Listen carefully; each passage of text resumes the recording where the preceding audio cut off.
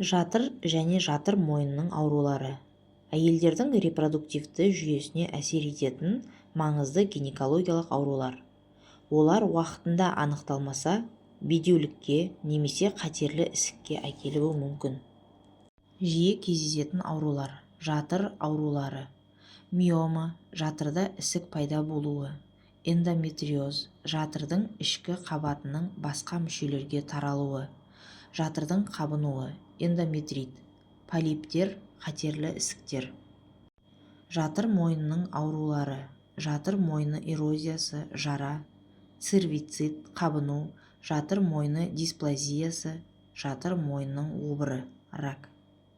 Себептері: жыныстық жолмен берілетін инфекциялар, мысалы адам папилломасы вирусы, жеке бас гигиенасының сақталмауы, ерте немесе қорғалмаған жыныстық қатынас, тұрақты стресс, иммунитеттің әлсіреуі, гормондық бұзылыстар, босану кезінде жарақаттар, спираль немесе аборт салдарынан болған асқынулар.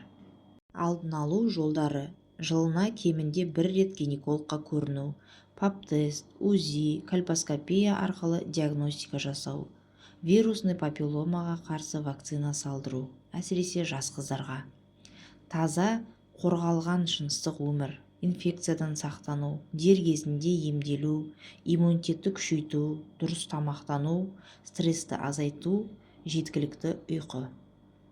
Маңызды: жатыр және жатыр мойнының ауруларының көбісі бастапқы кезеңде еш белгі бермейді. Сондықтан профилактикалық тексеріс денсаулық кепілі.